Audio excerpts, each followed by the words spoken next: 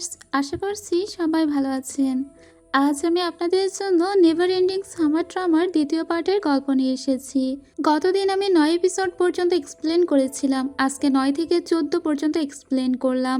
আসলে যতগুলো episode release হচ্ছে আমি নিজের চেষ্টা করছি খুব দ্রুত করে আপনাদের সামনে নিয়ে আসতে, কারণ এই ড্রামাটা আমার যেমন হৃদয় ছুঁয়ে যাচ্ছে আপনারাও ঠিক ততটাই পছন্দ করেছেন।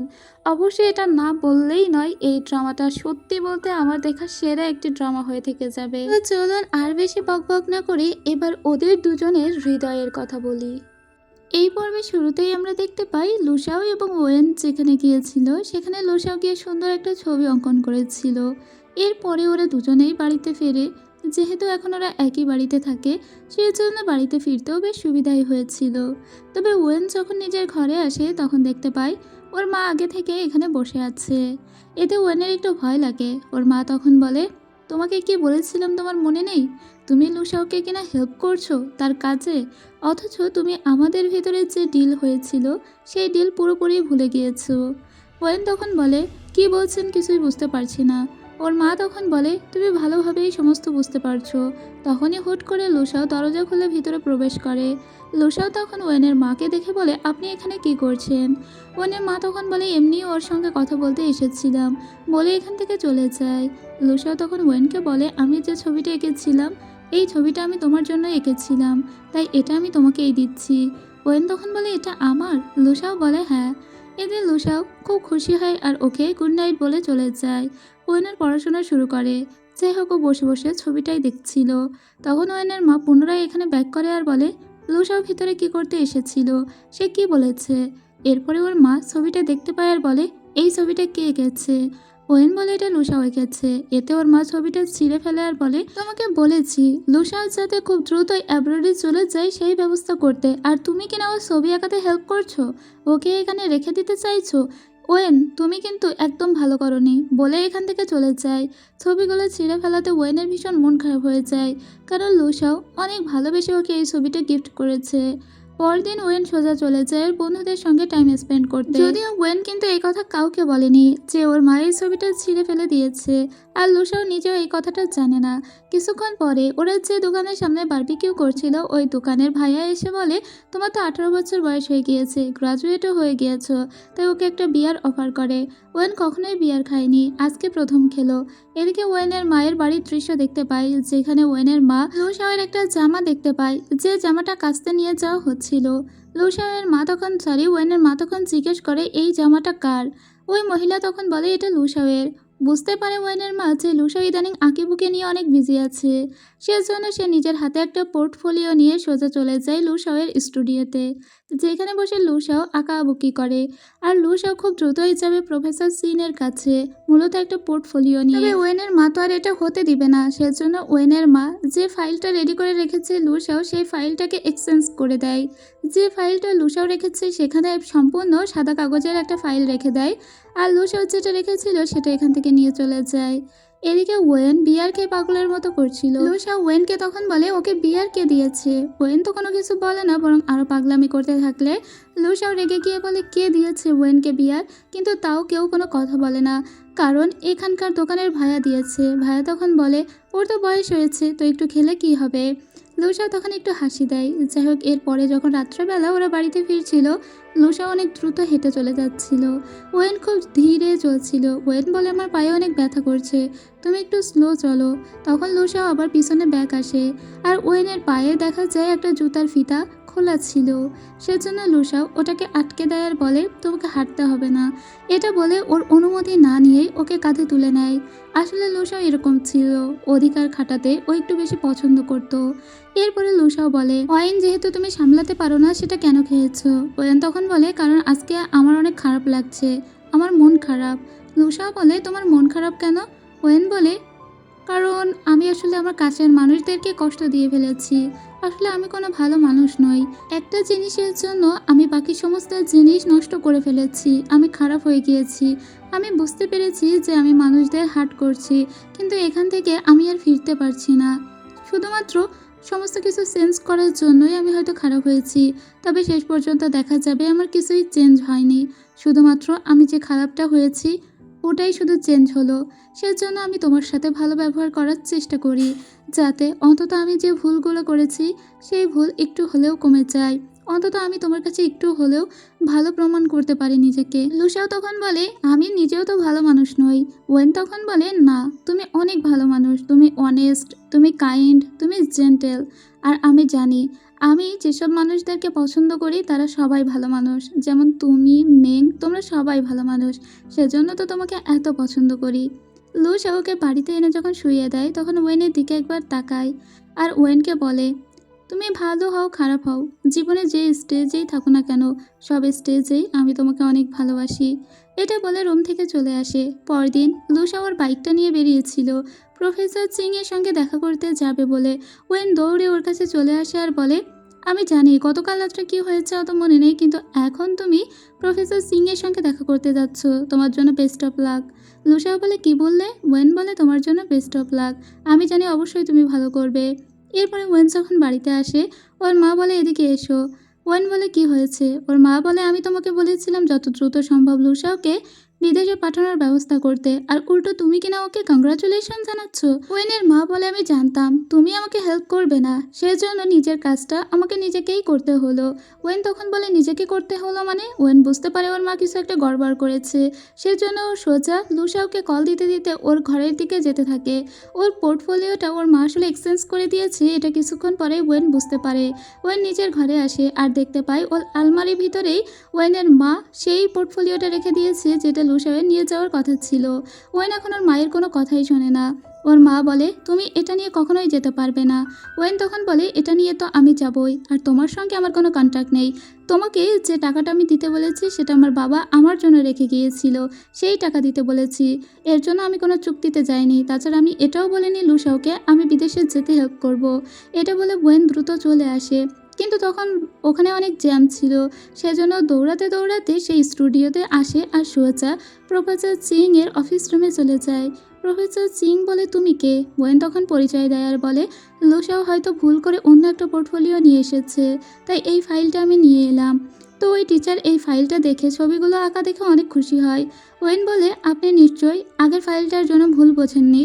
তখন এই টিচার বলে, আসলে ও যে ফাইলটা জমা দিয়ে গিয়েছে আমি এখনও ওটা দেখিনি, আমি ভাবলাম একটু পরে দেখব। ওয়েন এই কথা শুনে দ্রুত করে আগে যে ফাইলটা লুসাও এখানে জমা দিয়ে গিয়েছে সেটা সরিয়ে নেয়, কারণ এই টিচারের যে ফাইলটা দেখার কথা সেটা অলরেডি টিচার দেখে নিয়েছে। ওয়েন বলে, আচ্ছা ঠিক আছে, আপনাকে অনেক ধন্যবাদ, আমি তাহলে এখন আসছি বলে চলে যায়। এরপরে প্রফেসর সিং লুসাওয়ের কাছে যায়। লুসাও যেখানে একটা স্টুডিওতে বসে ছবি আঁকছিল, লুসাওকে গিয়ে বলে যে, তুমি বেশ ভালো এঁকেছো, আমি তোমার পোর্টফোলিও দেখেছি, কিন্তু তুমি ভুল করে অন্য একটা ফাইল নিয়ে এসেছো। তবে তোমার হয়ে একটা মেয়ে আরেকটা ফাইল আমাকে দিয়ে গিয়েছিল। তখন লুসাও বলে, আরেকটা মেয়ে? কে সে? আমি বুঝতে পারছি না। টিচার বলে, ওর নাম যেন কি বললো? ওয়েন। লুসা তখন বুঝতে পারে ওয়েন এখানে এসেছিল। ও দ্রুত বাড়িতে আসে আর সোজা ওয়েনের রুমে যায়। সেখানে গিয়ে দেখতে পায় কিছু ছেঁড়া কাগজের টুকরা। এটা আসলে সেই ছবিটা যে ছবিটা ও একে ওয়েনকে গিফট করেছিল। এটা লুসাওয়ের হাতে ধরা পড়ে গিয়েছে। এখন লুসা ছবিগুলো দেখা মাত্রই তো চিনে ফেলে। ওর খুব খারাপ লাগে আর নিজের রুমে ওই ছবিগুলো ও নিয়ে আসে আর সেগুলো একটা একটা করে জোড়া লাগানোর চেষ্টা করে। ঠিক তখনই ওর ফুপি এই রুমে প্রবেশ করে আর বলে, তুমি নিশ্চয়ই জানতে পেরেছো শিংলিয়াং কিন্তু ওয়েনের আসল মা, অর্থাৎ তোমার বাবার সঙ্গে যার বিয়ে হতে চলেছে সেই ওয়েনের আসল মা। ওয়েন সেদিন সবার সামনে বলেছিল ঠিকই যে সে তার পড়াশোনার খরচ দেয় এবং তাকে সে মা বলে ডাকে, কিন্তু আসলে সে তার বায়োলজিক্যাল ডটার। এটা হয়তো আমরা কেউ জানতাম না, কিন্তু আমি এটা জানতে পেরেছি। আসলে সেদিন ওয়েন যখন সবার সামনে বলেছিল যে শিংলিয়াংকে আমি মা বলে ডাকি কারণ সে আমার পড়াশোনার খরচ দেয়, তখন সবাই ভেবেছিল যে শিংলিয়াং এমনিতেই ওকে স্পন্সর করে বিধায় ওকে ওয়েন মা বলে ডাকে। কিন্তু আজকে যখন ফুপি এসে জানায় যে আসলে শিংলিয়াং ওয়েনের আসল মা, তখন লুসিয়া একটু অবাক হয়। লুসিয়া এবার ছবিগুলোর দিকে তাকায়। ওরা সবাই ভেবেছিল ওয়েনের আসল মা বোধহয় ওটা নয়, কিন্তু ওর ফুপি এখন জানায় ওরা দুইজন মিলে তোমাকে কোনো একটা ক্ষতিতে ফেলতে চেষ্টা করছে। লুসা তখন বেশ কিছুক্ষণ এটা নিয়ে ভাবে। এদিকে ওয়েনকে দেখতে পায়। ওয়েন এসেছিল একজন আঙ্কেলের কাছে। মূলত এই লোকের কাছে ওদের বাড়িটা মর্টগেজ হিসেবে রাখা আছে। এই লোকের কাছেই ওর দাদি একসময় অনেকগুলো টাকা নিয়েছিল। হয়তো বা ওর বাবাই নিয়েছিল আর সেই টাকা ওকে আজও পরিশোধ করতে হচ্ছে। ও মূলত আঙ্কেলের কাছে কিছু সময় চাইতে এসেছিল। তাছাড়া ও আঙ্কেলের কাছে কিছু টাকাও ধার চাইতে এসেছিল, যাতে অন্তত দাদির চিকিৎসার খরচটা আরেকটু সহজ হয়ে আসে। লোকটি মেবি ওকে টাকা দিতে রাজি হয়, তবে তাদের দুজনের ভিতরে একটা কন্ট্রাক্ট হয়। এই কন্ট্রাক্টটা নিয়ে ওয়েন সোজা বাড়িতে চলে আসে। তবে ওয়েন এটা সিদ্ধান্ত নিয়েছিল যে লু সাউদের বাড়িতে ও আর থাকবে না। ওর সমস্ত জিনিসপত্র ও গুছিয়ে নিয়েছিল। এরপরে জায়গাটা ফাঁকা করে দিয়ে ও বেরিয়ে যাচ্ছিল। লু সাউ তো 2 তলায় থাকতো। ও সিঁড়ির সামনে এসে ও অনেকক্ষণ দাঁড়িয়ে থাকে। ওর মনে হচ্ছিল একবার ওর কাছ থেকে বিদায় জানাবে, কিন্তু একটু আগে একটা ঘটনা ঘটেছে। সেটা হলো ও নানির কাছ থেকে জানতে পেরেছে ছবির সেরা টুকরোগুলো লু সাউ দেখতে পেয়েছে এবং লু সাউ ওগুলো নিয়ে চলেও গিয়েছে। আর সেজন্য ওয়েনের একটু খারাপ লাগে যে লুসাও জানতে পারলো ছবিগুলো ছিঁড়ে গেছে। এরপরে যখন ওয়েন আসবে, লুসা ওকে বলে কোথায় যাচ্ছ। ওয়েন তখন বলে বাড়িতে যাচ্ছি, কারণ দাদিমা হাসপাতাল থেকে ফিরে এসেছে, এখন থেকে আমি বাড়িতেই থাকবো। লুসাও বলে আর ছবিটা। ওয়েন তখন কোনো কিছু বলে না। এছাড়া লুসাও হয়তো বলতেই যাচ্ছিল ওয়েনের মায়ের ব্যাপারটা জানতে পেরেছে, কিন্তু তাও লুসাও কোনো কিছু বলে না। আসলে ওয়েনকে যে কথাই জিজ্ঞেস করা হোক না কেন, ওয়েন কোনো কথা ঠিকঠাক উত্তর দেয় না, বরং মিথ্যা কথা বলে। আর এটাই লুসাওকে সবথেকে বেশি বিরক্তিকর পরিস্থিতিতে ফেলে। লুসা ওকে বলে তুমি কি কোনো কিছু আনসার দেওয়ার প্রয়োজন মনে করো না। ওয়েন তখন বলে আমাকে এখন যেতে হবে, আর এই বাড়িতে আমি থাকবো না। যে কয়দিন ছিলাম তার জন্য আমি কৃতজ্ঞ বলে ও এখান থেকে চলে যায়।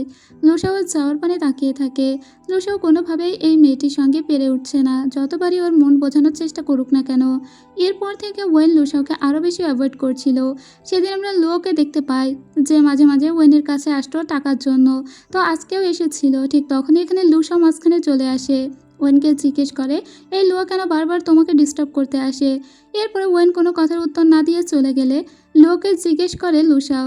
লুয়া বলে তুই জানতে চাস? ঠিক আছে, যদি তুই জানতে চাস আমি তোকে বলবো না, আর আমি তোকে বলতে পারি, কিন্তু সেটা যদি তুই জানতে চাস যে ওয়েনের কাছে আমি কেন আসি, তাহলে তোকে আমার সঙ্গে বাস্কেটবল খেলতে হবে। সেই খেলায় আমার টিমকে যদি তুই হারাতে পারিস, তাহলে আমি সমস্ত কথা তোকে বলবো যে কেন আমি এখানে আসি। লুসাও বলে ঠিক আছে। পরদিন শুরু হয়েছে বাস্কেটবল খেলা। ওয়েন সেদিন ওর শপে কাজই করছিল, আর তখনও জানতে পারে যে লুসাও নাকি লুওদের টিমের সঙ্গে খেলা করছে। সেই জন্য দ্রুত করে এখানে চলে আসে খেলাটা দেখতে, কারণ ও ভেবেছিল হয়তো 2 টিমের ভিতরে কোনো একটা ঝগড়াঝাটি হবে। আসলে লুসাওরা ভালো খেললেও এখানে লুওরাও অনেক বেশি দুর্নীতি করছিল। তারা জোর করে গোল দেওয়ার চেষ্টা করছিল।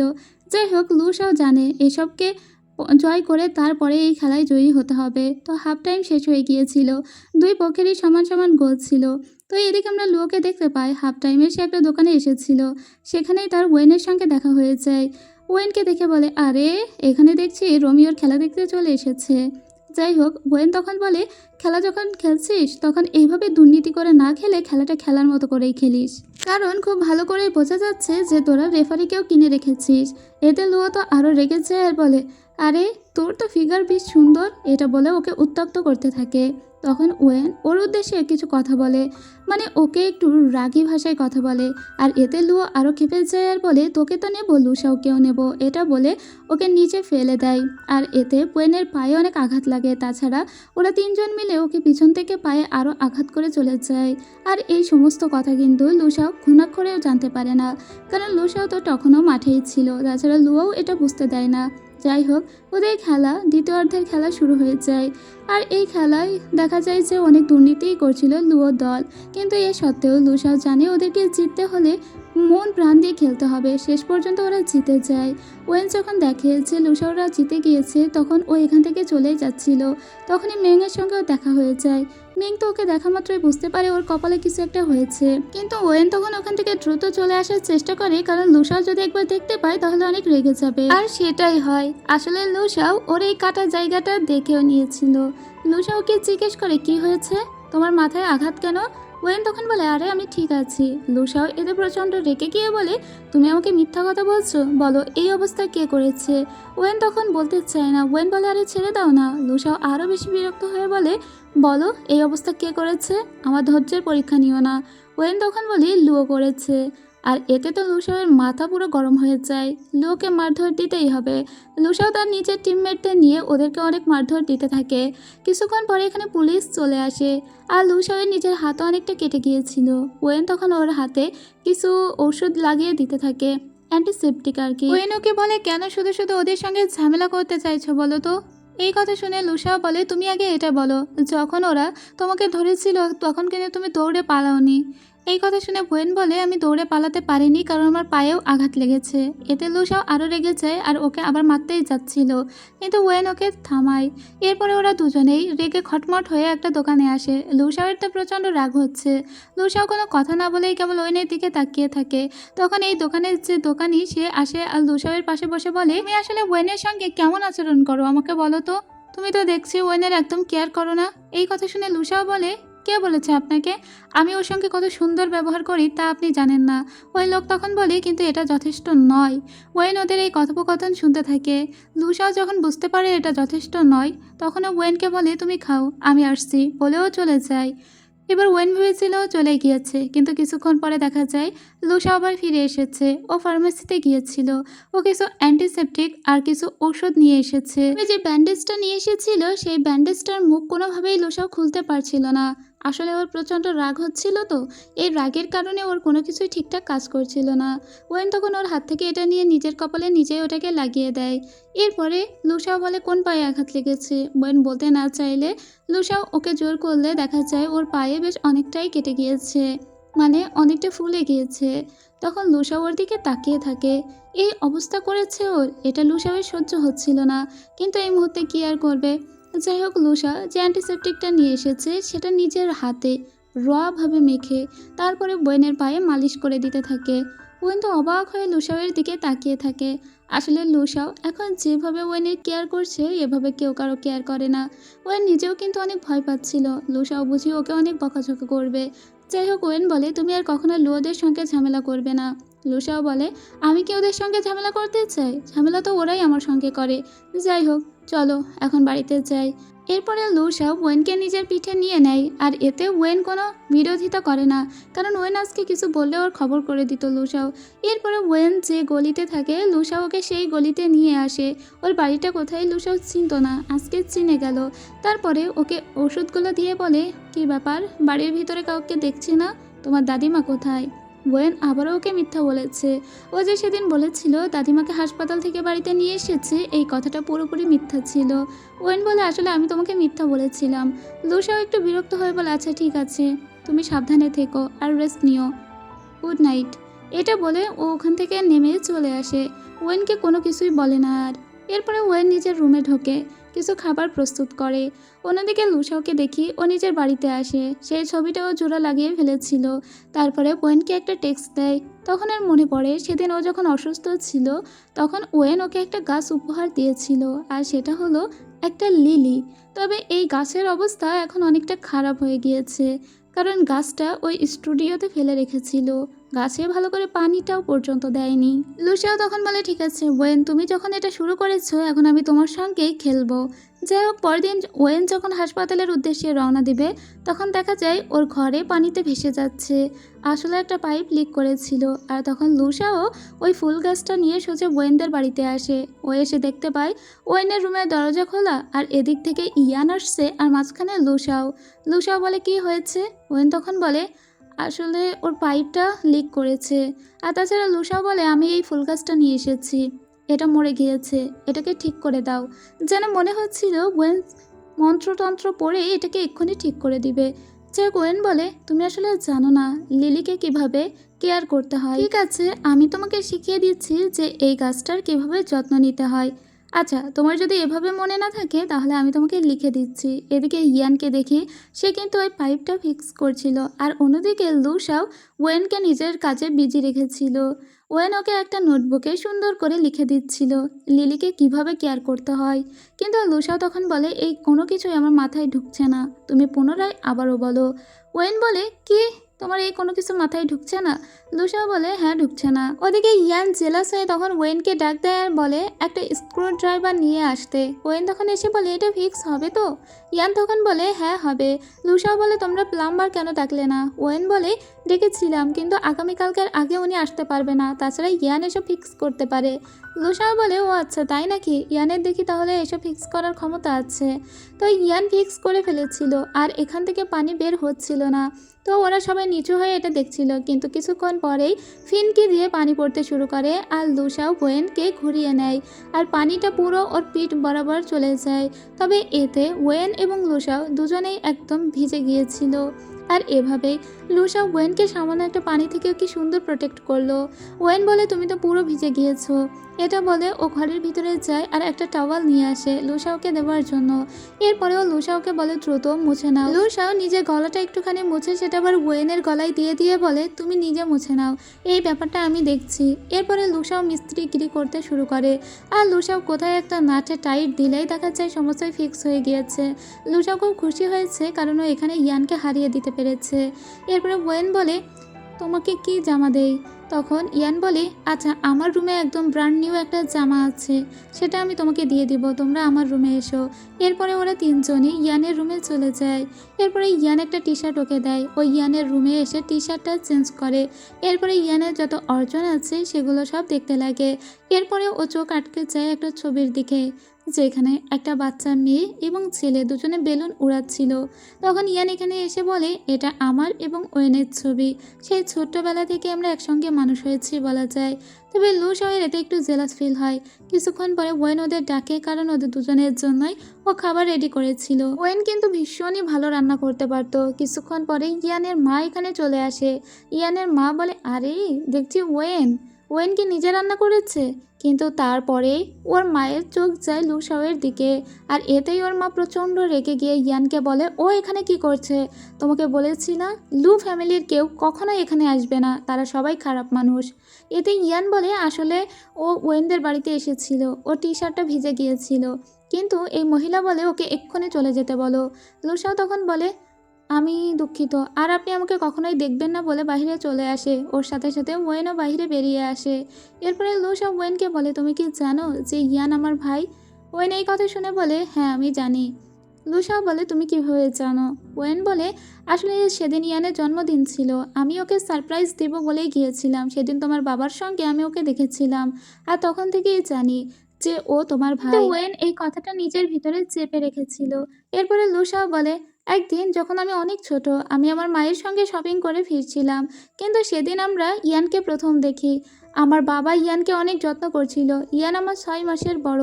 ইয়ানের মাও সেখানে ছিল। আমার মা সেদিন ওই দৃশ্য দেখে ডিপ্রেশনে পড়ে গিয়েছিল, আর তারপরে আমার মা তো একসময় সুইসাইডও করে নিয়েছিল। যাই হোক, এজন্য হয়তো ইয়ানের মাও আমাকে সহ্য করতে পারে না, আমি চলে যাচ্ছি বলে লুসা ওখান থেকে চলেই যাচ্ছিল, কিন্তু হুট করে ওর মনে পড়ে সেই যে ফুল গাছটা। ও ওয়েনকে বলে, আর আমার গাছটা? এটা মূলত ওর বাহানা। ও পুনরায় আবার ওয়েনের বাসায় ফিরে আসে। ওয়েন বলে, তোমাকে কিন্তু শিখিয়ে দিয়েছি গাছটাকে কিভাবে বাঁচিয়ে রাখতে হবে। ও হ্যাঁ, আমাকে তো হাসপাতালে যেতে হবে। লুসা বলে, আমি তোমার সঙ্গে যাব। এরপরে লুসা ঘুরে ঘুরে ওয়েনের যত অর্জন আছে সেগুলো দেখতে থাকে। আর এই বাড়িটা ঘুরতে ঘুরতে হুট করে ও একটা কন্ট্রাক্ট দেখতে পায়। এটাই মূলত সেই কন্ট্রাক্ট যে টাকার কন্ট্রাক্ট একটা আঙ্কেলের সঙ্গে হয়েছিল ওয়েনের। এটা দেখে লুসা বুঝতে পারে ওয়েন এখন টাকা পয়সার সংকটে আছে। এটা কিন্তু ওয়েন অনেক বেশি করে লুকিয়ে রেখেছিল যাতে লুসাও না দেখতে পায়, কিন্তু সেই লুসাও দেখে ফেললো। যাই হোক, লুসাও না দেখার ভান করে আর ওয়েনকে জিজ্ঞেস করে, এই ইদানিং কি টাকা পয়সার কোনো সংকট আছে? কিন্তু ওয়েন তো বরাবরের মতোই বলে, না টাকা পয়সা সংকট ছিল, কিন্তু সেটা আমি সর্ট আউট করে ফেলেছি। লুসাও ইচ্ছে করে আর একবারে কী বা বলবে, ওয়েন তো কিছুই বলতে চায় না। যাই হোক, এরপরে ওয়েনের কাছ থেকে ব্যাগটা লুসাও নিয়ে নেয় আর বলে, চলো আমি তোমাকে নিয়ে যাচ্ছি। আর এদিকে ইয়ানকে ওর মা তখনও পর্যন্ত অনেক কথা শোনাচ্ছিল আর বলেছি না কখনোই লু ফ্যামিলির কারোর সাথে না মিশতে। এদিকে লুসাও এবং ওয়েন দুজনে হাসপাতালে চলে আসে এবং দাদিমায়ের জন্য একটা ফুলও উপহার নিয়ে এসেছিল লুসাও। এরপরে দাদিমা বলে, তুমি যাও, ডাক্তার ডাকছে। তো পেমেন্ট করার জন্য ওয়েন চলে যায়, আর লুসাও আর দাদিমা গল্প করে। দাদিমা বলে, আমাদের ওয়েন কিন্তু অনেক ভালো মেয়ে, ওয়েন অনেক কাইন্ড, কিন্তু আমার জন্য মেয়েটা নিজের সমস্ত কিছু বিলিয়ে দিচ্ছে। শুধুমাত্র আমার জন্য ও অ্যাডমিশন পরীক্ষা দিল না, আর তাছাড়া আমার চিকিৎসার জন্য কত টাকার প্রয়োজন, ও কোথায় পাবে এত কিছু? সেই ছোট্টবেলায় ওর বাবা মারা গিয়েছে। তুমি নিশ্চয়ই ওর স্পেশাল কোনো বন্ধু, না হলে ও কাউকে কখনোই এই হাসপাতালে নিয়ে আসে না। আমার মনে হচ্ছে তুমি অনেক ভালো ছেলে, তাই ওকে একটু দেখে রেখো। ঠিক তখনই ডক্টর চেক আপ করানোর জন্য এখানে আসে। তো ডক্টরের কথা মূলত লুসাও একটু শুনতে পায়, যেখানে ডক্টর ওয়েনের দাদিকে বলছিল খুব দ্রুতই আপনার কিডনির ট্রান্সপ্লান্ট করতে হবে, ডায়ালাইসিস দিয়ে আর চলবে না। তখন এই মহিলা জিজ্ঞেস করে যে কত টাকার প্রয়োজন হতে পারে। ডক্টর জানায় প্রায় 300 গ্রান্ড, তার মানে হলো হয় 3 লাখ না হলে 30 লাখ। যাই হোক, চীনের টাকার হিসাবটা আমি অত বুঝি না। দাদিমা বলে আচ্ছা এই সার্জারিটা না করলেই কি নয়? ডক্টর বলে আপনি তো দেখছেন আপনার হাতের কি অবস্থা হয়েছে, এই সার্জারিটা করাই লাগবে। লুসাওয়ের তখন মনে মনে অনেক চিন্তা জেগে বসে, এত টাকা ওয়েন কোথায় পাবে? ও ডক্টরকে জিজ্ঞাসা করেছিল যে এই পুরো টাকাটাই কি ওয়েন বিয়ার করছে? ডক্টর বলে হ্যাঁ, আর এই নিয়ে অনেক দিন ধরেই তো কথা হচ্ছে, এমনকি কিডনি ম্যাচ করার বিষয়টাও লাইন আপ হয়েছে। তখন লুসাইয়ের মনে মনে অনেক চিন্তা জেগে বসে, যেমন ওর মনে পড়ে আসলে ওর বাবার সঙ্গে যে মহিলার বিয়ে হওয়ার কথা আছে সে ওয়েনের মা। আসলে গত 10 বছর ধরে ওয়েনের মা কিন্তু লুসাওদের বাড়িতে পড়ে আছে, কিন্তু এখনও পর্যন্ত ওর বাবার সঙ্গে ওয়েনের মায়ের বিয়েটাই হয়নি। এছাড়া ওয়েনের মা বেশি করে চায় যাতে লুসাও খুব দ্রুতই বাহিরে বা বিদেশে চলে যেতে পারে, আর তারপরে এই বিজনেসের ভিতরে ওয়েনের মা ঢুকে পড়ো। লুসাও একবার বিদেশে যেতে পারলে তো লুসাওয়ের বাবাকে বিয়ে করাটাও ইজি হয়ে যাবে। আর ওয়েন আর লুসাওয়ের ভিতরে কোনো সম্পর্ক এর জন্য ওয়েনের মা হতে দিতে চায় না। এই সমস্ত কথা আজকে লুসাও মিলিয়ে ফেলেছে। লুসাও মনে মনে একটা গালি দেয় ওয়েনের মাকে, যেটা অনেক বেশি জোশ লাগছিল। যাই হোক, এরপরে বাড়ির দৃশ্য দেখতে পায়, যেখানে লুসাও এবার সোজা ওয়েনের মায়ের সামনে এসে দাঁড়িয়েছে। ও ওয়েনের মাকে বলে আমি জানি ওয়েন আপনার বায়োলজিক্যাল ডটার, কিন্তু এটা আপনি লুকিয়ে রেখেছেন, আর আমি এটাও জানি আমি বিদেশে গেলে আপনার আমাদের বাড়িতে জেকে বসাটা আরও সুবিধা হয়। ঠিক আছে, আমি সেটা করব, আমি বিদেশে যাব, কিন্তু আপনার আর ওয়েনের ভিতরে যত চুক্তি হয়েছে সেই সমস্ত কিছু বাতিল করে দিবেন। আর হ্যাঁ, আপনি ওয়েনকে যত টাকা দিতে চেয়েছেন সেই সমস্ত টাকাই আপনাকে দিতে হবে। ওয়েনের মা তখন বলে ঠিক আছে, আমি সমস্ত টাকার ব্যবস্থা করে ফেলেছি। এরপরে হাসপাতালের দৃশ্য দেখি, যেখানে ওয়েনের মা তার শাশুড়ির সঙ্গে দেখা করতে এসেছে, অর্থাৎ ওয়েনের দাদির সঙ্গে। এসে তো ওয়েনের মা ইনিয়ে বিনিয়ে বলতে থাকে আজকালকার ছেলে মেয়েদের ব্যাপার বুঝি না। যাই হোক, ওয়েনও বড় হয়েছে, সেও তো প্রেমে পড়বে, এটাই স্বাভাবিক। সেও একটা ছেলের প্রেমে পড়েছে, কিন্তু লুসাও কি অত ভালো ছেলে? ও দাদি তখন বলে কার কথা বলছো? লুসাওয়ের? হ্যাঁ, লুসাওকে তো আমি খুব ভালো করেই চিনি, ও তো সেদিন এসেছিল, ওকে নিয়ে তোমাকে চিন্তা করতে হবে না। লুসাও খুব ভালো ছেলে, ওয়েন যদি ওকে ভালোবাসে তাহলে ও ভালো থাকবে। কিন্তু এতে ওয়েনের মা বলে দেখা যাক কী হয়, আমি এমনি বললাম আর কি। এদিকে আমরা দেখতে পাই লুসাওয়ের বাবা বিজনেস থেকে ফিরেছিল। লুসাওয়ের বাবা বলে তুমি তো প্রফেসর চিংকে দেখে হ্যাপি করে ফেলেছো, তার স্কুলে ভর্তিও হয়ে গিয়েছো, তুমি কি কিছু চাও? লুসা বলে আমি বিদেশে যেতে চাই। ওর বাবা বলে বিদেশে যেতে চাও? এর বিনিময়ে কি কোনো শর্ত আছে, নাকি এমনি মন স্থির করলে? বুঝলাম না।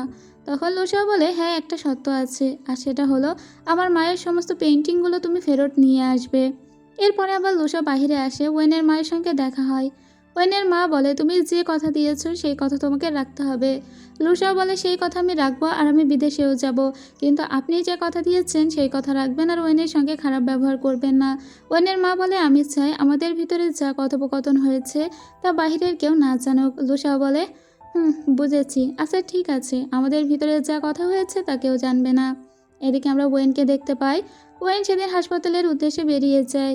ও সোজা একটা ক্লাবে এসেছিল কোনো একটা প্রয়োজনে মেবি। ঠিক তখনই ওর মা ওকে কল দিয়ে জানায় তোমার আসলে দম আছে বলতে হবে, তোমার জন্য লুসাও বিদেশে যেতে রাজি হয়ে গিয়েছে। ওয়েন তো এই ব্যাপারে কিছুই জানতো না। ওয়েন বলে কি, লুসাও বিদেশে যেতে রাজি হয়েছে? ও দৌড়ে তখন লুসাওকে ফোন দিতে দিতে ওর সঙ্গে দেখা করার জন্য আসতে থাকে, কিন্তু লুসাও ওর কলটা রিসিভ করে না। সম্ভাব্য যে কয় জায়গায় লুসাও থাকতে পারে সেই সবখানে ওয়েন যায়, কিন্তু কোথাও ও লুসাওকে খুঁজে পায় না। লুসাও এত বড় একটা সিদ্ধান্ত নিল কেন? যাই হোক, এদিকে লুসাওকে দেখে লুসাও তার প্রাণের বাইকটা নিয়ে এসেছিল সেই ভাইয়ের দোকানে বিক্রি করতে। ওর বন্ধু ফাং তখন বলে এটা বিক্রি কেন করে দিবি? ও বলে বিদেশে যাবে। ভাই তখন বলে এই ফাং, তুই বুঝতে পারছিস না ওর এখন টাকার প্রয়োজন, না হলে যে বাইক ও মন প্রাণ দিয়ে লড়াই করে কিনেছে সেই বাইক ওকে কখনো বিক্রি করতো? যাই হোক, এই টাকাটা আসলে ও ওয়েনকে দিতে চাইছিল। এদিকে ডক্টর আঙ্কেল ওয়েনকে বলে সেদিন লুসাও এসেছিল, তোমার বন্ধু, সে তো টাকার ব্যাপারটা শুনছিল, তুমি এত টাকা কোথা থেকে ম্যানেজ করবে? বরং ও যদি তোমাকে হেল্প করতে চায় তুমি ওর থেকে হেল্পটা নিও। ওয়েন তখন বুঝতে পারে যে লুসা ওকে হেল্প করার চেষ্টা করছে। ও তখন ওর বাইকটা দেখতে পায় একটা স্টোরে এসে, আর ওই ভাইকে জিজ্ঞেস করলে ভাই জানায় এটা তো লুসাও বিক্রি করে দিয়েছে, মেবি ও তোমার দাদির চিকিৎসার টাকা দিতে চায় সেজন্য। ওয়েন বলে ও এখন কোথায় আছে? ওই ভাই তখন বলে তা তো জানি না, দেখো কোন বিল্ডিংয়ে আছে হয়তো। তখন ওয়েন দেখে ওদের স্কুলের একটা গ্রুপে সবাই অনেক মেসেজ করছে। আসলে ওদের স্কুলের একটা কয়েকতলা উপরে বিল্ডিংয়ে একটা মেয়ে উঠেছে যে সুইসাইড করতে চেয়েছে। আর সেখানে ওই মেয়েকে বাঁচানোর জন্য লুসাও গিয়ে হাজির হয়েছে। একটা ভিডিও গ্রুপে ছেড়ে দেওয়া হয়েছে। ওয়েন তখন লুসাওকে ওখানে দেখেই খুব ভয় পেয়ে যায়, কারণ লুসাওয়ের তো হাইট ফোবিয়া আছে। ও উপর থেকে নিচে তাকাতেও পারে না। যে মেয়েটা এখানে মরতে এসেছিল ওর নাম সুশি। তো লুসা ওকে অনেক মানানোর চেষ্টা করে কেন সে আত্মহত্যা করবে, জীবনে বেঁচে থাকার মতো অনেক কিছুই আছে। আর ওদিকে ওয়েনও দৌড়াতে দৌড়াতে ছাদের উপরে আসতে থাকে। সুশি তখন বলে আমার বয়ফ্রেন্ডের সঙ্গে আমার ব্রেকআপ হয়ে গিয়েছে আর তাইও মরতে চায়। লুসায় তখন ওর মায়ের আত্মহত্যার কথা মনে পড়ে যায়। ওর মাও এরকমই একটা উঁচু জায়গা থেকে নিচে লাফিয়ে মারা গিয়েছিল। আর তারপর থেকেই তো ওর হাইট ফোবিয়া শুরু হয়ে গিয়েছে। ও যেন সুশির ভিতরে মাকে দেখছিল, সেজন্য ও এই মেয়েটিকে বাঁচানোর অনেক চেষ্টা করছিল। ততক্ষণে এখানে ওয়েন চলে আসে। এসেই ও লুসাইয়ের হাতের উপরে হাত রাখে আর সুশিকে বলে তুমি সুশি তাই না? সুশি তখন বলে তুমি আমাকে কিভাবে চেনো? ওয়েন বলে কারণ তোমার খাটো চুল দেখে আমি অনেক ইমপ্রেসড হয়েছিলাম। এই কথা শুনে সুশি বলে আমার বয়ফ্রেন্ডও তাই বলেছিল, কিন্তু দিন শেষে দেখো সে ঠিকই আমার সঙ্গে ব্রেকআপ করে নিল। এবার ওয়েন বলে তুমি এই কারণে মরতে চাও? সুশি বলে না, শুধু এই কারণে নয়। জানো তো, ওয়েন বলে শুধু এই কারণে নয়, তাহলে কি কারণে? সুশি বলে আমার মা ছোটবেলা থেকেই আমার উপরে কন্ট্রোল দেখিয়ে এসেছে। সে আমার কথা বুঝতেই চায় না, আমি কি চাই না চাই সেটা সে শুনতেই চায় না। আসলে সমস্ত কিছু মিলিয়ে আমি অনেক ফেড আপ। তোমার ভালো রেজাল্ট আছে, বেঁচে থাকার একটা গতি আছে। ওয়েন বলে আমার ভালো রেজাল্ট আছে, আমি তো পরীক্ষাটাও দিতে পারিনি। তখন সুশি বলে কিন্তু তাও তুমি তো ভালো স্টুডেন্ট।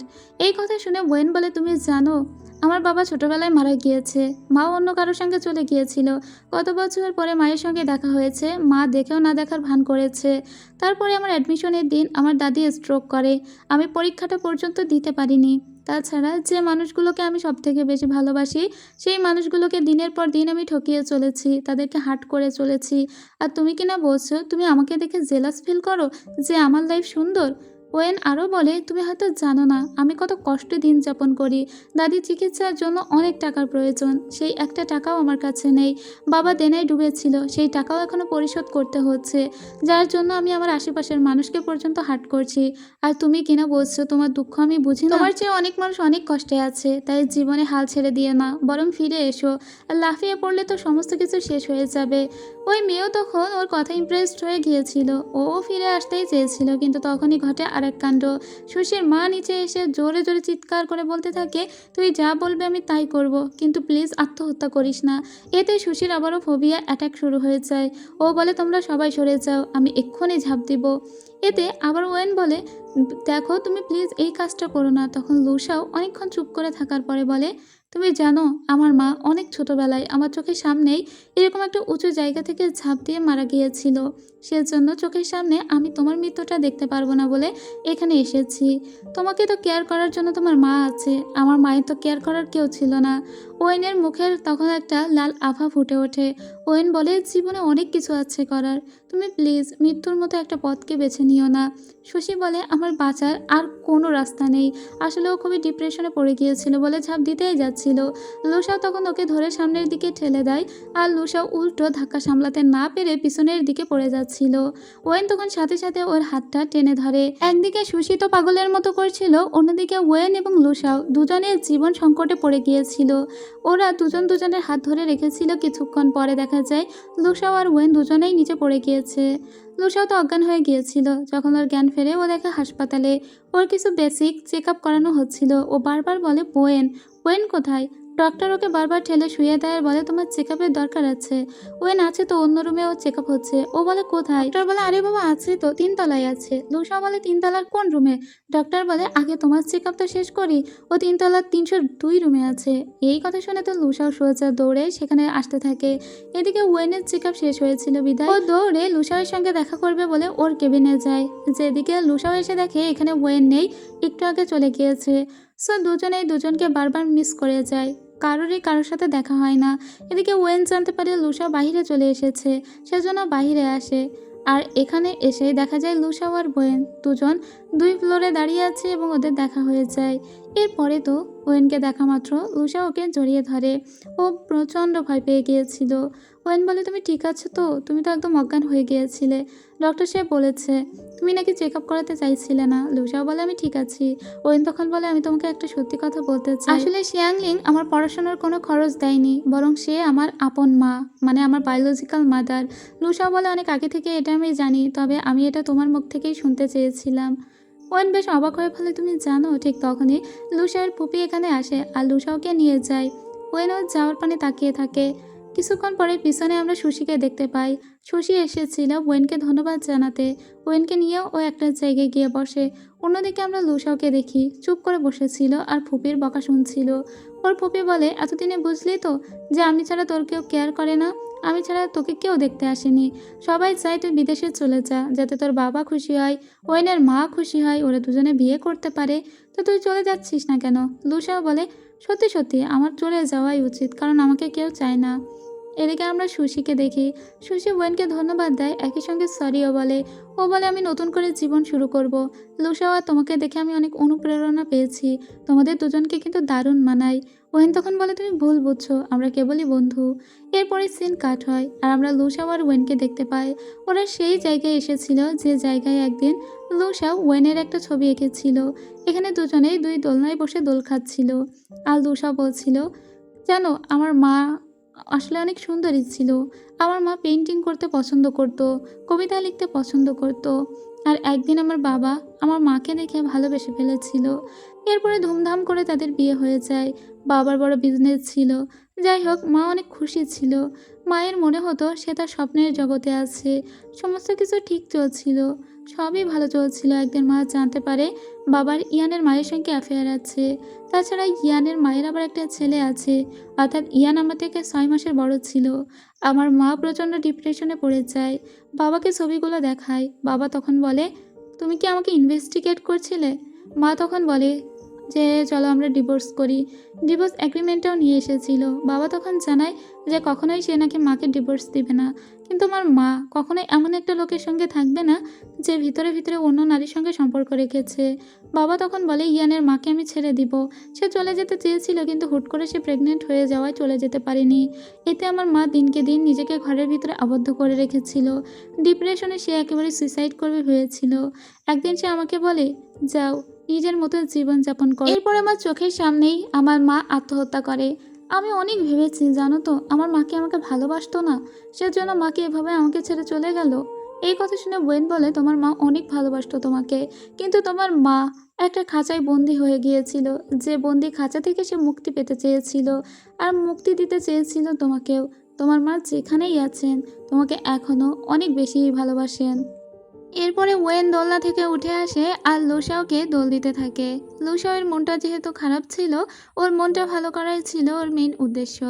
এরপরে লুসাওকে বলে এই সমস্ত জিনিস নিয়ে মন খারাপ না করতে। ওর মা যেখানেই আছে সেখান থেকেই ওকে অনেক ভালোবাসা দিচ্ছে আর ওকে আশীর্বাদ করছে বলে পিছন থেকে ওকে জড়িয়ে ধরে। আর লুসাওয়ের মনটা অনেকটাই ভালো হয়ে যায়, যদিও এই আনন্দের সাথে কান্নাটাই মিশেছিল। এরপরে ওয়েন লুসাওয়ের সঙ্গে ওর মায়ের যে বাড়িটা ছিল সেই বাড়িতে আসে লুসাওকে রান্না করে খাওয়ানোর জন্য।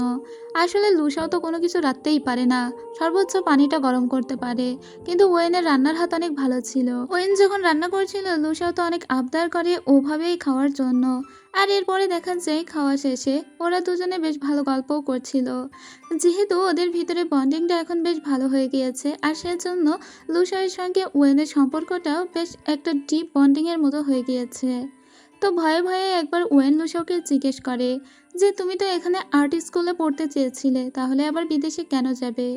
এর উত্তর কি দিবে লুসাও? লুসাও আসলে টাকার জন্যই যে এটা করছে এটা তো আর ওয়েন জানে না। যাক, এরপরে ওরা দুজনেই অ্যাকোরিয়ামে দুপাশে বসে পড়ে। ওদের এই অ্যাকোরিয়ামটা এত বেশি পছন্দ হয়েছে আমার। এরপরে ওয়েন লুসাওকে বলে তোমাকে নিউ ইয়ারের শুভেচ্ছা। হুট করে লুসাও তখন বলে তোমাকে ক্রিসমাসের শুভেচ্ছা। ওয়েন বলে তোমাকে লেবার ডে শুভেচ্ছা। তখন লুসাও বলে আর তোমাকে ভ্যালেন্টাইন্স ডে শুভেচ্ছা। এভাবে ওরা অনেকগুলো ডের কথা বলতে থাকে পরপর। এরপরে ওয়েন ওকে বলে আর তোমাকে হ্যাপি আওয়ার্স ডে। আজকে তোমাকে ধন্যবাদ দিনের শুভেচ্ছা। কিন্তু তুমি কেন এভাবে বিদেশে চলে যাবে? লুসাও তখন বলে, শোনো, আমি যখন চলে যাব তখন এই বাড়ির চাবিটা আমি তোমার কাছে দিয়ে যাব। তুমি মাঝে মাঝে এখানে আসবে আর আমাদের বাড়িটা দেখে রাখবে। এরপরে ওকে একটা রুমের ভিতরে নিয়ে যায় যেখানে ওর মা কিছু পেন্টিং এঁকে রেখে গিয়েছিল। লুসাও একটা আঁকার চেষ্টা করছে। আসলে ওর মা একটা সিরিজ আকারে একটা ছবি এঁকেছিল, যেই সিরিজটার নাম হলো নেভার এন্ডিং সামার। এখানে আসার পরে লুসাও ওকে হুট করে বলে, আচ্ছা ওয়েন, তুমি কি আমার গার্লফ্রেন্ড হবে? এই কথা শুনে ওয়েনের বেশ একটু বুকের ভিতরে ধক করে ওঠে। ওয়েন কোনো কিছু বলতে পারে না। একটু ইতস্তত করে ওয়েন বলে, আমি যদি তোমার গার্লফ্রেন্ড হই, তোমাকে ইয়েস বলি, তাহলে তোমার জীবনে সব কিছু কি আর একটু ভালো হবে? লুসাও বলে হ্যাঁ। এরপরে ওয়েনের হাত ছেড়ে দিয়ে লুসাও বলে, তোমাকে এত প্রেশার দিতে চায় না, তুমি নিজের সময় নিতে পারো, তারপরে আমাকে জানাতে পারো। সিন কাট হয়। ওয়েন হাসপাতালে এসে জানতে পারে ওর দাদিমা নাকি এখান থেকে ডিসচার্জের জন্য আবেদন করেছে। দাদিমা বলে, যখন আমার সার্জারি হওয়ার কথা হবে তখন আমি আবার হাসপাতালে আসব, কিন্তু এই মুহূর্তে সে বাড়িতে থাকতে চায়। ওয়েন দাদিমাকে বলে, কিন্তু তুমি তো এখানেই ভালো ছিলে, এখানে চেক আপের উপরে থাকতে। কিন্তু ওর দাদিমা আসলে ওয়েনকে আর ঝামেলা দিতে চায় না, বিধায় বলে আমি ঠিক আছি, কিন্তু ডক্টরকে জানায় যে আসলে সে এই সার্জারিটা করতে চায় না। এদিকে ওয়েন এগুলো জানে না, বাড়িতে আসার পরেও শুয়েছিল। আর তখন লুসা ওকে একটা টেক্সট দিয়ে বলে, তুমি কিন্তু এখনও আমার উত্তর দাওনি। এতে ওয়েনের তো মুখে হাসি ধরে না, ওর ভিতরে ভিতরে বাটারফ্লাই উড়াউড়ি শুরু হয়ে গিয়েছিল। ও তারপরে লুসাওকে একটা রিপ্লাই করে, আর সেটা হলো, আচ্ছা ঠিক আছে, আমি তোমাকে পরে জানাবো। আর এরপরে ও লুসাইয়ের নাম্বারটা 6 দিয়ে সেভ করে রাখে। কেন ও এরকম রাখলো আমরা জানি না, হয়তো পরে কখনো রিভিল করবে। যাই হোক, ওকে এখনো পর্যন্ত আর প্রেশার দেয় না লুসাও, আর গুড নাইট বলে ঘুমাতে যায়। পরদিন সকালবেলা আমরা ওয়েনের দাদিকে দেখি। ওয়েনের দাদি বাড়ির ঘরের চাবিটা খুঁজে পাচ্ছিল না, যে চাবিটা সব সময় তার কাছে থাকতো। ওয়েন এসে তার দাদিকে বলে, আচ্ছা চাবি খুঁজতে হবে না, তুমি এখন কোথায় যাবে? ওর দাদি বলে, আমি একটু মন্দিরে যাব কিছু প্রার্থনা করতে। ওর দাদিকে বলে, আমি তোমার সাথে যাই। ওর দাদি বলে, দেখো তোমার চোখের কি অবস্থা হয়েছে, মনে হচ্ছে কতদিন ঘুমাও না, তুমি বাড়িতে থাকো আর রেস্ট নাও। এখন তো তোমার একদম অল্প বয়স, এখন তুমি একটু পরিপাটি হয়ে থাকবে তা নয়, আমি নিজেই চলে যেতে পারবো, আর এইটুকু পথ তো, আমি আবার নিজে চলে আসবো। ওর দাদিকে বলে, ঠিক আছে, তাহলে আমি যদি বাইরে যাইও তাও আমি ঘরের দরজা বড় করে ওপেন করে রাখবো, যাতে চাবি ছাড়াই তুমি ভিতরে ঢুকতে পারো। এরপরে ওর দাদি চলে যায়। ওয়েন যখন ঘরের ভিতরে আসে তখন আবারও লুসা ওকে টেক্সট দিয়ে বলে, তুমি কিন্তু এখনও আমার উত্তর দাওনি, আর কত টাইম নেবে? ও তখন লুসাওকে আজকেই ওর কথাটা জানিয়ে দেবে এরকম একটা কথা বলে। তারপরে ওরা ওদের সে আগের জায়গায় দেখা করবে সেটাও বলে দেয়। কিন্তু আজকে যেহেতু এরকম সুন্দর একটা দিন, লুসাও তো কিছু একটা গিফট নিয়ে যাবে ওয়েনের জন্য, আর ওয়েনও লুসাওয়ের জন্য কিছু একটা গিফট নিয়ে যাবে ঠিক করে। তো লুসাও ঠিক করে ওদের স্কুলে প্রথম যেদিন দেখা হয়েছিল সেদিনকার একটা ছবি আছে যেটা মেং তুলে রেখেছিল, ওই ছবিটা ও বাধাই করে নিবে। আর এদিকে আমরা ওয়েনকে দেখি ও একটা শপে এসে একটা প্রকৃতির ছবি দেখতে পায় যেটা ওর পছন্দ হয়, আর ও সেটাকেই কিনে নিয়ে বাড়িতে আসে। বাড়িতে এসে ওটাকে একটা সুন্দর ব্যাগের ভিতরে র্যাপ করে ফেলে। কিন্তু ঠিক এই সময় একটা অঘটন ঘটে যায়। কেউ একটা ওয়েনকে কল দিয়ে বলে, আপনি কি মিস হুয়াংয়ের গ্র্যান্ড ডটার? আর এরপরে সিন কাট হয়। আমরা দেখতে পাই লুসাও সেই আগের জায়গায়, ওদের স্কুলে সেই জায়গায় চলে গিয়েছিল। এই জায়গাতে প্রথম দেখা থেকে শুরু করে এখন পর্যন্ত ওয়েনের সঙ্গে ওর কত স্মৃতি জমা হয়ে গিয়েছে, কিন্তু মনে হচ্ছে এই তো সেদিনের কথা। ভিতরে ভিতরে কতটা দিন চলে গিয়েছে, দুজনের বহুবার ভাঙন হয়েছে, আবার দুজনে বারবার কাছে এসেছে। এদিকে ওয়েনকে দেখে ও হাসপাতালে এসেছিল, এতটা ভয় পেয়েছিল ও, এরকম ভয় শেষবার ওর বয়স যখন 9 বছর, যখন ওর বাবা মারা গিয়েছিল তখন পেয়েছিল। ওর বাবাকে দেখতে কেবিনে পর্যন্ত যেতে পারেনি, তখন ওর দাদি ওকে আগলে রেখেছিল। কিন্তু আজকে ওয়েনকে কে আগলে রাখবে? বাবা যেভাবে মরে গিয়ে ওকে ছেড়ে চলে গিয়েছে, ঠিক এভাবেই যেন আজকে দাদিও ওকে ছেড়ে চলে গেল। মেবি ওর দাদি যখন যাচ্ছিল টেম্পলে ঠিক তখন স্ট্রোক করেছে, কিন্তু ইনস্ট্যান্ট চিকিৎসা পায়নি বলে ওর দাদি মারা গিয়েছে। ও তো অনেক কান্নাকাটি করতে লাগে। আজকে কে ওকে জড়িয়ে ধরবে? আজকে সমস্ত কিছুই যেন ঝরা পাতার মতো ওর কাছে। এদিকে লুসাও কিচ্ছু জানে না। লুসা ওয়েনের বাড়ির সামনে এসে বসে থাকে। তখন ওয়েন বাড়িতে আসে। লুসা ওকে বলে, আমাকে নিয়ে খেলা করতে মজা লাগে? হ্যাঁ। এরপরে ওয়েন বলে, আমার ফোনটা বন্ধ ছিল, বলে আস্তে আস্তে উপরে উঠতে লাগে। লুসাও বুঝতে পারে ওয়েনের কিছু একটা হয়েছে। লুসাও বলে, ঘরের দরজাটা এরকমভাবে খোলা কেন? তুমি কোথায় গিয়েছিলে? ওর হাতে ছিল দাদিমার ব্যাগ। ওয়েন সোজা ওর দাদিমার ঘরে চলে আসে। এসে দেখে দাদিমার বেডের উপরে একটা লাল স্কার্ফ। এই গরমের ভিতরেও দাদিমা ওয়েনের জন্য একটা স্কার্ফ বুনেছে যাতে শীতে ওটা পরতে পারে। ওয়েন স্কার্ফটা গলায় জড়িয়ে নেয়। দাদিমার ব্যাগ থেকে ও একটা রেড কালারের পেপার দেখতে পায় যাতে কিছু উইশ লেখা ছিল। আর এই পুরো প্রার্থনাটাই ছিল ওয়েনকে কেন্দ্র করে। ও লুসাওকে বলে, দাদিমা আজকে টেম্পলে প্রার্থনা করতে গিয়েছিল, কিন্তু তার সমস্ত প্রার্থনাই কেবল আমাকে জুড়ে, তুমি দেখো। তখন লুসাও বুঝতে পারে যে আসলে ওয়েনের দাদি মারা গিয়েছে। লুসাও বোঝে ওয়েনের মনের অবস্থা, কারণ সেও তো এভাবে তার মাকে একদিন হারিয়েছে। এরপরে ওয়েনকে জড়িয়ে ধরে লুসাও ওয়েনের মনটা একটু হালকা করার জন্য ওকে সমুদ্রের কাছে নিয়ে আসে। এভাবেই ওদের সময়টা কেটে যায়। এরপরে ওয়েনকে নিয়ে আরেকটা শপে আসে। আসলে ওর দাদির ফিউনারেল হওয়ার কথা, সেজন্য যত জিনিসপাতি লাগবে তার সব কেনাকাটা করার জন্যই আসে। এরপরে ওয়েনকে দেখি সে ইয়ানদের বাড়িতে যায় আর বলে ওয়েনের দাদি মারা গিয়েছে। এতে ইয়ানের মা এবং ইয়ান দুজনে অবাক হয়ে ইয়ানের মা বলে, তাহলে দাঁড়িয়ে কেন আছো, চলো এক্ষুনি চলো। ওরা সবাই ওয়েনের দাদির ফিউনারেলে চলে আসে। যাই হোক, এখানে একটু পরে আমরা একটা লোককে দেখতে পাই যে লোকের কাছ থেকেই মূলত ওয়েনের দাদি টাকা ধার করেছিল। মেবি তার বাবাই ধার করেছিল। লোকটির কাছে আজও তাদের বাড়িটা মর্টগেজ হিসেবে রয়ে গিয়েছে। এখনো প্রায় 1,70,000 টাকা দিতে হবে। তো আজকে ইয়ান বলে, আমি আপনার ওই যে লুয়ো ছেলেটার কাছে 6,000 আর 3,000 দিয়ে টোটাল 9,000 টাকা দিয়েছি। লোকটি বলে, তাই নাকি? যাই হোক, তোমাকে কয়েক মাস টাকা দিতে হবে না, তুমি আপাতত এই ধাক্কা সামলে ওঠো। এটা বলে ওই লোকটি চলে যায়। লুও ওই সাথে সাথেই চলে যায়। কিছুক্ষণ পরে এখানে লুসাওকে দেখতে পায়। ও নিজে তো এসেছিল, সাথে এক গাদা মানুষকে নিয়ে এসেছে। ওয়েনের দাদির ফিউনারেল বলে কথা, সে তার যত কাছের লোকজন আছে তাদের সবাইকে নিয়ে এসেছে। এখানে মেং এসেছিল আর ফান এসেছিল। ফানের হাতে যে ক্যামেরা থাকে সব সময়, তাতে দাদির একটা ভিডিও ফুটেজ ওরা কালেক্ট করে রেখেছিল আর সেটাই এখন চালিয়ে দিয়েছিল। যে ভিডিও ফুটেজ দেখে ওরা সবাই অনেক কান্না করে। তখন একটু বৃষ্টি হচ্ছিল। যাই হোক, এখন ওয়েন বলছিল আমি একটু একা থাকতে চাই, কিন্তু ওর সঙ্গে লুসাও সব সময় থাকতে চায় বলে ওকে কথা দিয়েছে। তখনই লুসাওয়ের কাছে একটা কল আসে আর ওকে বাড়িতে ডাকা হয়। লুসাও বলে, ইয়ান তুমি ওয়েনকে একটু দেখে রেখো, আমি আগামীকাল সকালে ভোরে আবার চলে আসব।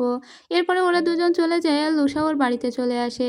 এখানে ওয়েনের মা বলে, 2 দিন বাদেই আমাদের বিয়ে, তুমি দেখো তো কোন ড্রেসে আমাকে ভালো লাগে। আর কিছুদিন পরে আমি তো তোমার মা হব। তুমি আমাকে কথা দিয়েছিলে বিদেশে যাবে, তুমি যত দ্রুত বিদেশে যাবে তত দ্রুতই আমি টাকাটা ওয়েনকে দিতে পারবো, আর তত দ্রুতই তার দাদির অপারেশনটা হবে। এই কথা শুনে লুসাও তখন বলে, ওয়েনের দাদি মারা গিয়েছে। আসলে এই কথাটা ওয়েনের মা এখনো পর্যন্ত জানতো না, তাই আপনার এই টাকার কোনো দরকার নেই। এই কথা শুনে ওয়েনের মা বলে, কি হঠাৎ ওর দাদি মারা গিয়েছে? ওয়েনের মা একটু দুঃখী হওয়ার অভিনয় করে। এছাড়া এটাও বলে, দেখো আমি এটা অভিনয় করছি না, সে তো আমারও মা ছিল, তাই না?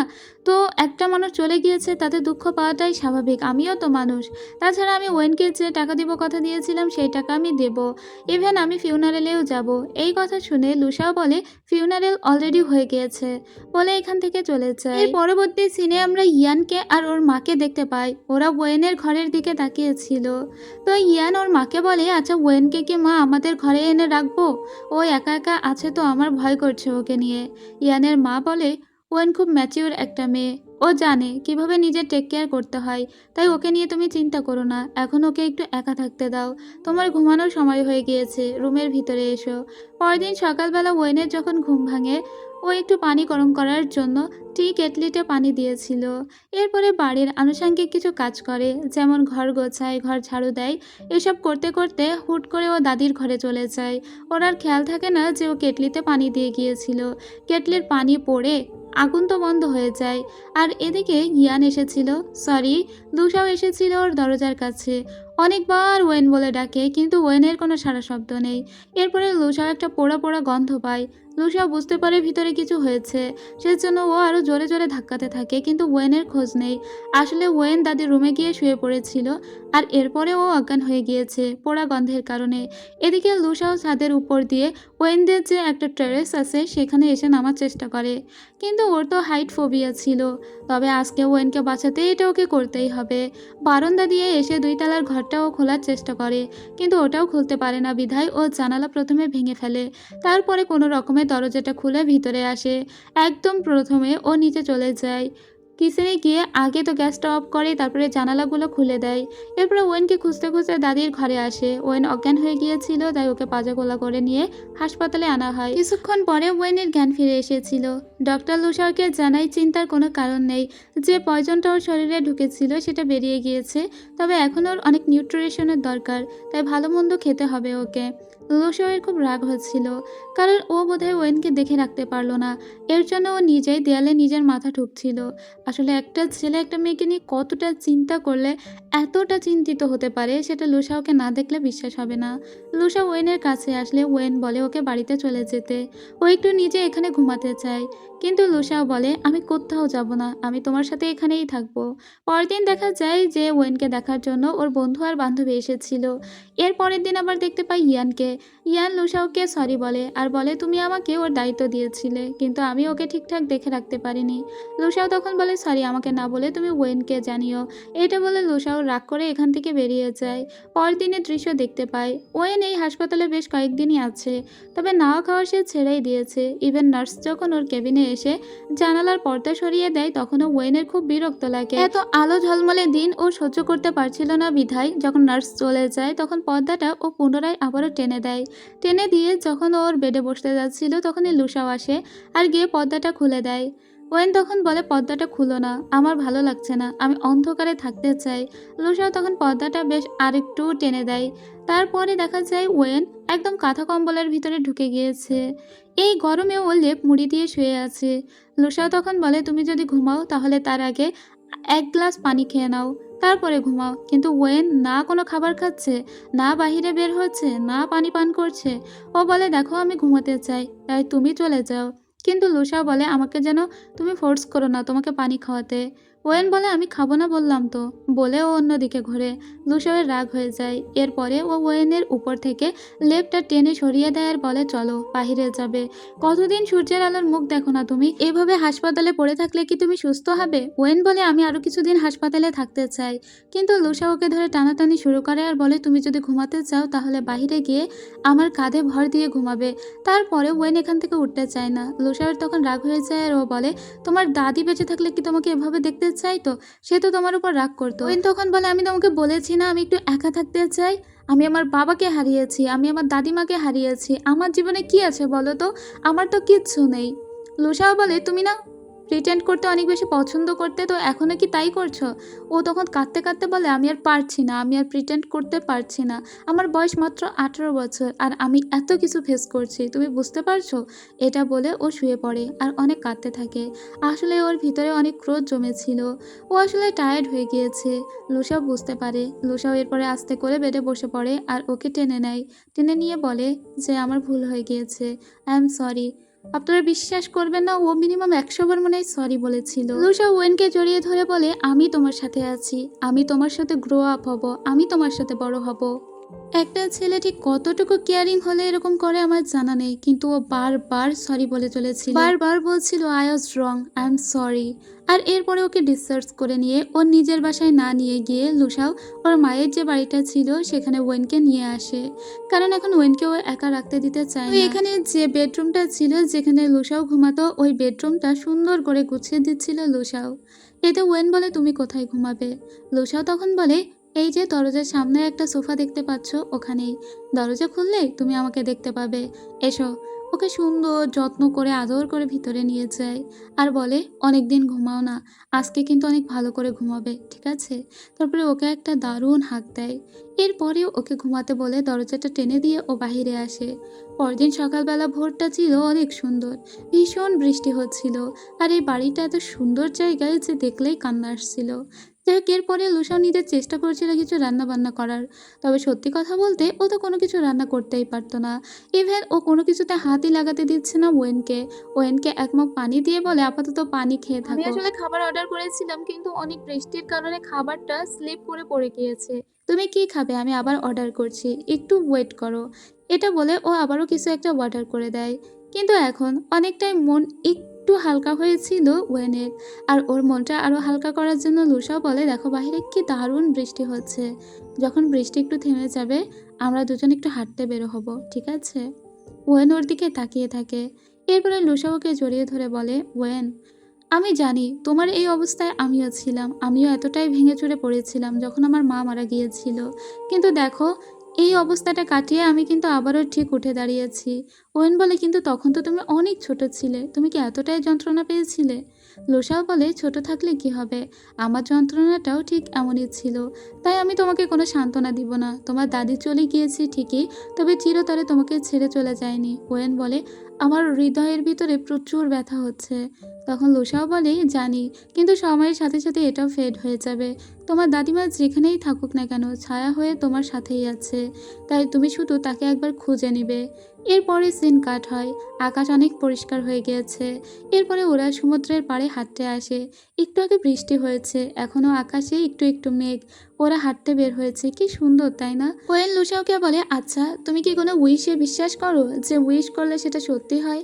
লুসাও বলে, উইশ না, ওটাই বিশ্বাস করি না। ওয়েন বলে, ছোটবেলায় 9 বছর বয়স পর্যন্ত প্রতি জন্মদিনে আমি একটা করে উইশ লিখে রাখতাম। সেটাকে আমার বালিশের নিচে রাখতাম। মাঝে মাঝে কিছু উইশ পূরণ হয়েছে, আর মাঝে মাঝে কিছু পূরণ হয়নি। বাবাকে বলতাম, বাবা এই উইশগুলো কেন পূরণ হলো না? বাবা আমাকে বলেছিল, কারণ ঠিক টাইমে আমি নাকি ক্যান্ডেলটা অফ করতে পারিনি, এজন্য। তো এখন আর উইশ লিখি না, এখন তো বড় হয়ে গিয়েছি। আর এখন উইশ বিশ্বাসও করি না। যখন আমার 9 বছর বয়স, তখন লাস্ট আমি উইশ করেছিলাম, চেয়েছিলাম আমার বাবা বেঁচে থাকুক, কিন্তু না, সেই উইশ পূরণ হয়নি। তারপর থেকে আর কখনো উইশ লিখি না। আজকে ওয়েন কথা বলছিল, আর লুসাও দাঁড়িয়ে দাঁড়িয়ে ওর কথাগুলো শুনছিল। লুসা ওকে বলে, আচ্ছা ধরো, আগামীকাল যদি তোমার জন্মদিন হয় এবং তোমাকে একটা উইশ লিখতে বলা হয়, তাহলে তুমি কোন উইশটা লিখবে বা কোন উইশটা করবে? ওয়েন বলে, এখন আর কিসের উইশ, এখন তো অনেক বড় হয়ে গিয়েছি। লুসা বলে, তবুও ধরো একটা উইশ তোমাকে বলতে বলা হলো। ও তখন বলে, আমি তাহলে একটা বাইসাইকেল কিনতে চাইতাম। আমি চাইতাম, আই উইশ আমার একটা বাইসাইকেল থাকতো। লুসাও তখন বলে, দুনিয়াতে এত জিনিস থাকতে তুমি বাইসাইকেল কেন চাইলে? আরও চাওয়ার মতো তো কত কিছু ছিল। ওয়েন তখন বলে, কারণ একবার ছোটবেলায় অনেক বৃষ্টি হচ্ছিল, স্কুল থেকে ফেরার সময় আমি কোনো কিচ্ছু পাইনি। তো আমাকে বৃষ্টিতে ভিজে হাঁটতে হাঁটতে বাড়িতে আসতে হয়েছিল। সেবার আমি অনেক অসুস্থ হয়ে গিয়েছিলাম, আমার দাদিমা আমার জন্য অনেক চিন্তা করেছিল। তখন আমি মনে মনে ভাবতাম, ইস, আজ যদি আমার একটা সাইকেল থাকতো, তাহলে আমি আরও অনেক দ্রুতই বাড়িতে চলে আসতে পারতাম। আর তাছাড়া ছোট্টবেলা থেকে বাইসাইকেলের প্রতি আমার একটা অবসেশন ছিল। সেখান থেকেই আমি মূলত চাই আমার একটা যদি বাইসাইকেল থাকতো। ঠিক এরপরেই আমরা দেখতে পাই একটা যাত্রীবাহী জাহাজ ওই সমুদ্র দিয়ে যাচ্ছিল, আর ওই জাহাজকে দেখে ওরা দুজনেই হাত উঁচু করে টাটা দিচ্ছিল। এই ড্রামায় অনেক ছোট ছোট সিন আছে যেগুলো একদম হৃদয় ছোঁয়া, আমার এত ভালো লেগেছে, মানে একটা সিনও স্কিপ করার মতো না। তো এই ছিল দ্বিতীয় পার্টের গল্প। এখানে আমি 14তম এপিসোড পর্যন্ত এক্সপ্লেন করেছি। আজকে একটু আগেই 15তম এপিসোড রিলিজ হলো। খুব দ্রুতই আমি আপনাদের জন্য তৃতীয় পার্টের গল্প নিয়ে আসব। আর সত্যি বলতে ড্রামাটা আপনারা এতটা পছন্দ করেছেন যে আমি খুবই ইন ডিটেলস এক্সপ্লেন করার চেষ্টা করছি। আই হোপ আপনাদের একটু মন্দ লাগছে না। তাছাড়া এখানে সত্যি বলতে লুসাও এবং ওয়েনের গল্পটা একদম অন্যরকম। অন্য যে কোনো ইউথ এবং লাইভ ড্রামার থেকে আমার এই ড্রামার গল্পটা একটু অন্যরকম এবং সুন্দর লেগেছে। এখানে নায়ক এবং নায়িকা দুজনেরই ক্যারেক্টার বেশ আলাদা। অন্য ড্রামাগুলোতেই দেখা যায় যে নায়িকা একটু মানে ন্যাকা টাইপের হয় এবং সবসময় নায়কই ওর জন্য করে, তবে এটা একটা ড্রামা যেখানে আমি দেখেছি নায়িকাও কিন্তু সমানভাবে নায়কের জন্য কেয়ার করে। যদিও লাইফে বিভিন্ন পরিস্থিতির সৃষ্টি হয়েছে যেখানে ওকে কঠোর হতে হয়েছে, তা সত্ত্বেও নায়কের জন্য ওর যে কেয়ারিংয়ের কোনো অভাব নেই, সেটা আপনারা সামনের পর্বগুলোতে আরও ভালো করে বুঝতে পারবেন। আর এর নেক্সট এপিসোডগুলো আরও বেশি দারুণ হতে চলেছে, কারণ ওদের যে এত বন্ধন, এত ভালোবাসা, সেটাও একসময় নষ্ট হয়ে যাবে, ওরা আলাদা হয়ে যাবে। তারপরে নায়ক যখন ফিরে আসবে তখন ওকে অনেক যন্ত্রণা দিতে থাকবে। তো সেগুলো দেখতে হলে নেক্সট পার্ট দেখতে হবে, আর তার জন্য অবশ্যই আমার চ্যানেলকে সাবস্ক্রাইব করে রাখবেন। তো আজ এখানেই শেষ করছি, দেখা হবে পরের পার্টে। ততদিন সবাই ভালো থাকবেন, সুস্থ থাকবেন, খোদা হাফেজ।